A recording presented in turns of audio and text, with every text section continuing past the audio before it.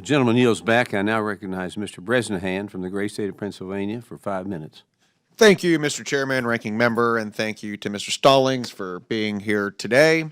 Natural disasters hit small businesses especially hard because many of them don't have the resources to rebuild, especially if they are forced to temporarily close their doors in the process.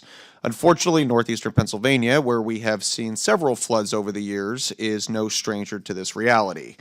Just over 14 years ago, NEPA was hit by torrential rains from Tropical Storm Lee, which caused extreme destruction along the Susquehanna River.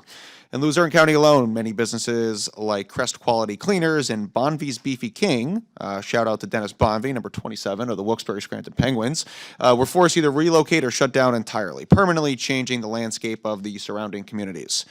More recently, in 2023, NEPA experienced yet another damaging flood where Scranton's own Giant Floor and Carpeting, a third-generation small business, estimated more than $200,000 in flood-related damage. Armetta's Pizza, a Clark Summit institution since 1988, was forced to close after sustaining flood damage and was only able to reopen later due to community fundraising and local support. My first question is, in our region, it's not if, it's when the next flood will happen. So I want to ask about mitigation efforts. Under current policy, SBA disaster loans are largely retroactive rather than proactive and can only be used for mitigation efforts after a disaster strikes. In 2000, the SBA experimented with pre-disaster mitigation loan programs, but that program ended in 2006. Since then, there's been different proposals to bring back this program, but nothing has gone across the finish line.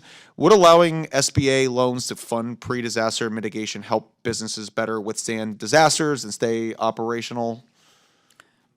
So I think mitigation is one of those unique terms there where, yes, I think anything we can do, an ounce of prevention beats a pound of cure.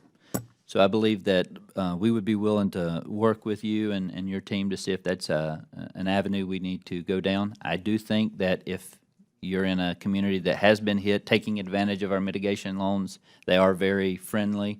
They're a good rate. It does help you prevent potential damage from disaster. So I think that conversation is certainly well worth having, sir. I look back to 2020 during COVID and that pandemic and remember going through the process. Obviously, that was a very unique set of circumstances. But I remember trying to coach other entrepreneurs and other businesses, other subsidiaries who were working through the process. But I remember being on hold with the SBA for 4, 5, 6 hours before they can get clarity. Also, how quickly the program evolved and how it changed to the payroll applications as to when different things could be applied. So I remember specifically for the PPP element, a lot of companies weren't eligible to operate or even function during the entire shutdown, but still had the expectation to provide the payrolls to the employees that weren't working. So I guess my question would be, obviously we never want to go back to COVID-19 pandemic ever again, but how could we be better should a situation like that unfold?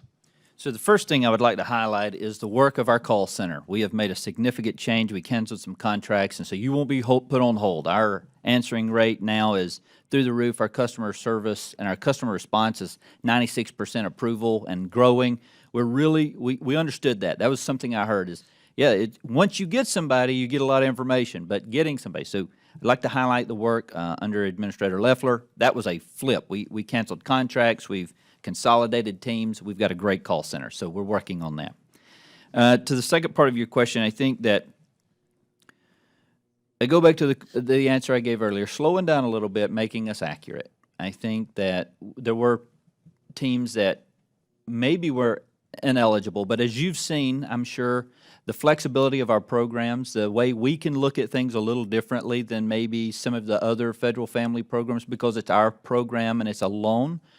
We give it a little more flexibility. I go back to Alaska. We just recently changed a policy that allows subsistence camps eligible expenditures, so four-wheelers and things like that are real-world needs for these folks. So I think partnering with us, talking to us in advance of some things is something we'd love to do. We love engaging with our members of Congress because you bring us situations maybe we haven't thought of. And so opening up that opportunity to be there and be responsive, I think the flexibility of our program is what makes us so great. Well, certainly looking forward to continuing this relationship. And with that, I yield, Mr. Chairman.